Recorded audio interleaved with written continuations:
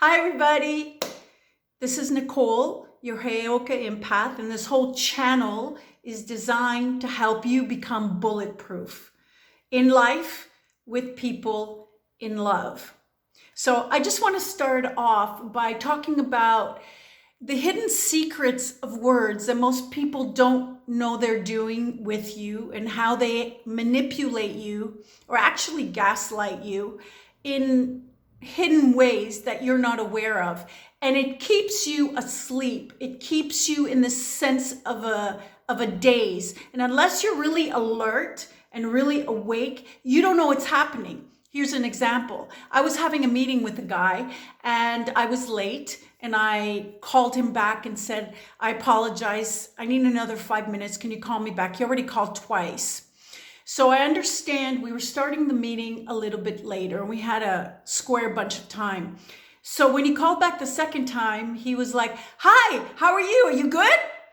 And I went, first of all, that's not even a real question, because a real question doesn't have an answer slammed on its ass like that. It waits for the answer. You answered how I was. And then I said, that's kind of like, you just wanted to get like the greeting out of the way and you want to get to our meeting. I get that. And he was so defensive. He said to me, don't make assumptions. Now, when he said that, I had to stand my ground and said, I didn't make an assumption. I know what I felt.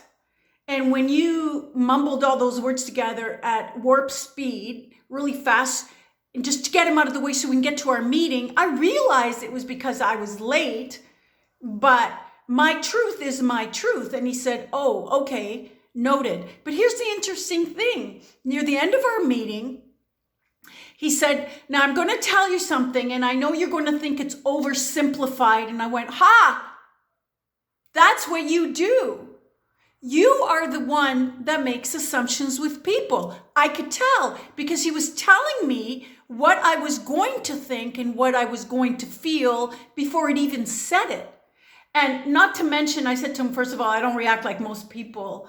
I just don't. So things that offend most people won't offend me, and that things that are overlooked by most people will greatly offend me. So at that point, it was so clear. This person is in a habit of saying in advance, I know you're going to feel or think this is oversimplified when I give you this A, B, and C. And so you see, when someone's in the process of doing that all day, doing something, when you do something that is authentic, but it kind of feels like it's part of what he always does, he will see it in you in a distorted way. And he will misrepresent what he does all the time and be threatened by what you do all the time, because no one has pointed it out that that's what he does. And he's not okay with it, or he wouldn't have been defensive when I said to him, well, that just sounds like you just want to get, how are you, out of the way so we can get to our meeting? Because someone who is not guilty of that would not be defensive. They would give it some thought and they would consider, okay, yeah, maybe it did sound like I was in a rush. I wanted to, subconsciously, he wanted just to get to the meeting. There was nothing wrong with that. But the way he did it, and especially being so flustered like that, and especially at the end, when he actually did that which he accused me of doing. Watch people like that, and here's where you'll see it. Watch how your friends speak negatively about someone else. Watch your girlfriend say, oh, that girl, I know she would totally flirt with your guy. I could just tell she's like that type. Yeah, well, I would watch your back, girl, because she's like that type. Because she would not know to recognize that energy if it was not familiar in herself. Or someone saying, oh, that guy would totally stab you in the back. He would stab you in the eyes. I could just tell he's a manipulator. How the fuck can he tell? Unless he's a manipulator. So watch very carefully. Listen to how your friends or a colleague or a boss negatively attacks someone else's persona, because that will tell you their profile authentically. And for my ladies, listen very carefully to what guys say to you. When a guy says to you, for instance, I honestly, I don't feel like I deserve you. You're just like, wow, I don't feel I deserve you. He's honest. And get the fuck away from him. Because that guy, I kid you not, that guy, because inside he doesn't feel like he really deserves you, is going to do something to fuck it up. He just is. And so it catches you off guard. But again, guys usually tell you up front. They'll say things like, let's keep it like free, as if that's an advantage to us, right?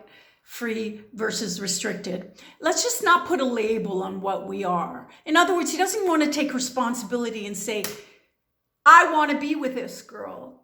She's my woman. She's my girl. I take responsibility for my part in this. I'm going to be protective with her. I want to build a future. I'm telling the world, step back. I want to be with her. I'm going to be the best I can be. When a guy says something like, let's just keep it open. Let's just keep it free. Let's not bog ourselves down. He's really talking about himself.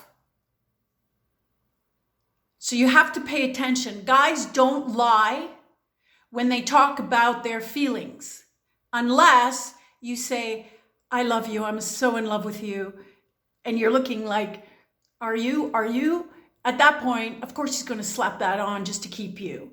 But you must always pay attention to words. Now, words for us girls are actually more important than they are with guys. In other words, we get fooled easier and faster. Why?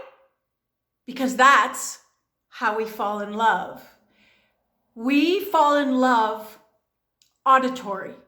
In other words, we fall in love through what we hear. Guys fall in love with what they see. That's why your guys can be pissed as fuck and he can come into your home and you know he's mad at you because you kind of like looked at that other guy and you didn't really flirt, but you just had a nice moment and that was not cool, but you know, you just wanted to get him back for something or something. And he's irate. But when he comes to you and you slowly just start to unbutton your blouse and then just pop out, he's just going to drop to his knees and not really remember too many things. And you can just take it from there. That's their weakness. That's why when a girl smiles, guys like, they don't remember their last name if they're attracted to her. And even if they're not really attracted to you, if you smile, there's just something magical about it. But I'm telling you, this is why we cannot listen to anything they say. Because a guy who knows what to say in the right tone, in the right spacing, at the right timing, will get access. So open sesame in every which way. And that is also why, ladies, when the guy sends an emoji or one too many to some girl he just met, who's supposed to be a friend or whatever, but he says he loves you, you don't understand why. Because it doesn't make any sense. Because his action doesn't match his words. So when his words are up here and his action gets somewhere down here, something's wrong. Way too much space. Way too much filler. There's something that is not building up, something that's not solid, and most likely it's going to just break that whole foundation in a matter of time. That's why it takes us so long. We have to be burnt and burnt and burnt, and even our bones need to be burnt and burnt and burnt until it just kind of clicks. That's not love, and I don't think he feels the same that I do. If he can do this, and that. So just to give you a heads up, words are they're like secret bullets. Some of them are bullets that can plant poison. Some of them are bullets that just numb you. You need to dodge the bullets. You need to be aware and you need to think and feel and stop it at the butt when something's coming at you that's not authentic. And you can start with the how are you, how is Shmoo? People looking at the phone, how are you? Who the fuck cares if you're looking at the phone? Look in my eyes, wait for my answer. Don't expect me to answer a certain way, and see if they're actually receptive.